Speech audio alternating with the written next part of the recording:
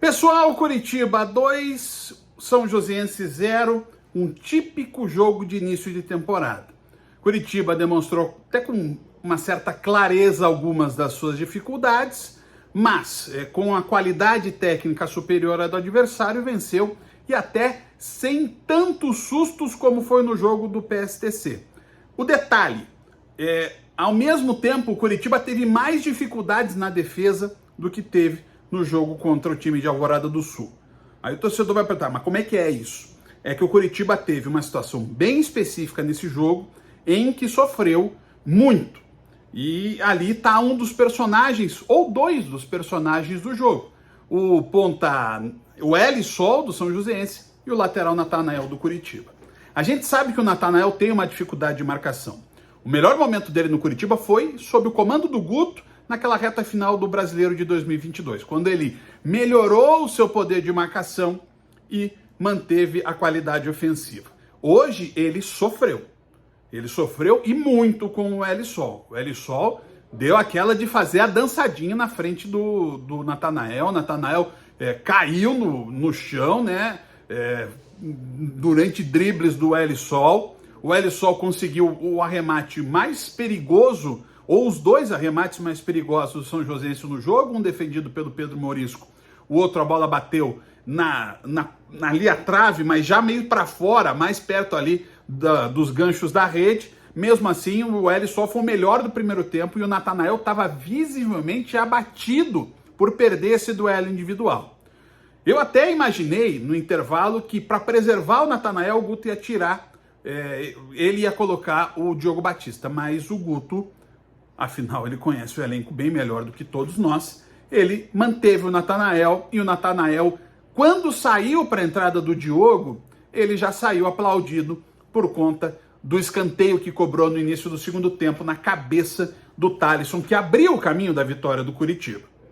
E aí, o Natanael, um dos personagens do jogo, repito, se tranquilizou e aí o Elisol já não teve mais aquela facilidade que teve no primeiro tempo.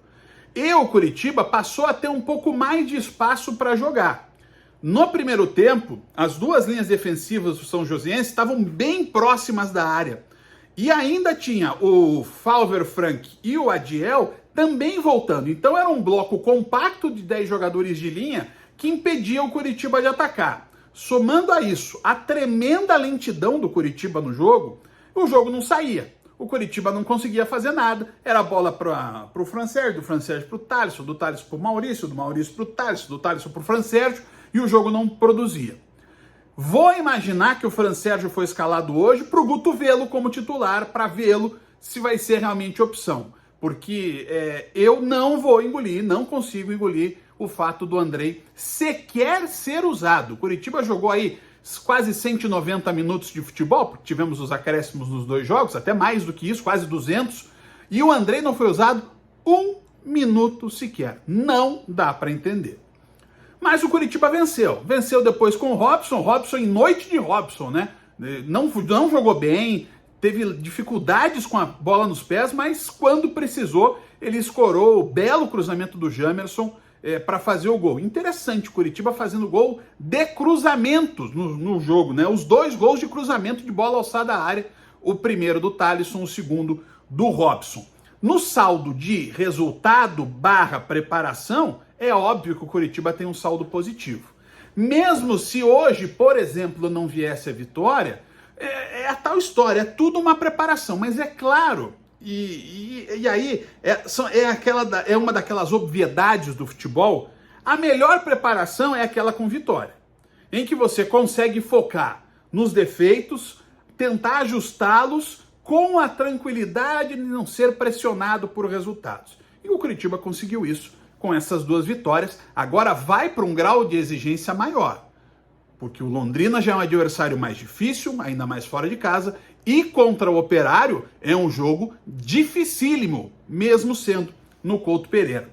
Esse é outro detalhe. Curitiba somando 6 pontos no Couto Pereira nas primeiras duas partidas. É bom lembrar como o Couto Pereira não foi uma casa em que o Curitiba se sustentou no ano passado. E dá até para dizer que a péssima campanha em casa no Brasileirão foi a grande responsável, né, pelo rebaixamento do Curitiba para a Série B. Do jogo, Pedro Morisco, sempre muito bem, fez uma defesa muito importante, já disse e repito, tem que ser titular. Natanael, mal no primeiro tempo, mas depois com assistência acalmou. Maurício Antônio e Thalisson vão começando a se posicionar realmente como titulares da defesa. O Gelado teve uma estreia tranquila, mas eu vejo o Jamerson um pontinho à frente. Fran Sérgio, um futebol muito burocrático, inexplicável em relação ao Andrei, e entre ele e o Arilson é mais simples. O Arilson pega, rouba a bola e dá para o companheiro. O Fran Sérgio ainda quer dar uma burilada. Friso bem, o Vini Paulista discreto, mas com uma atuação tranquila. Na frente o Edu lutou muito, mas de novo não produziu tanto. O Robson fez o gol, né, não tem o que falar. E o Fabrício Daniel vai confirmando algumas coisas que eu já pensava sobre ele. Para mim, o Fabrício Daniel é um cara para alguns momentos da temporada. Não tem bola para ser titular do Curitiba. Saldo positivo desse time do Curitiba, com boa vontade. 5 jogadores serão titulares no resto da temporada, então tem muita coisa para mudar. E a gente vai ver isso nos próximos jogos. Um abraço.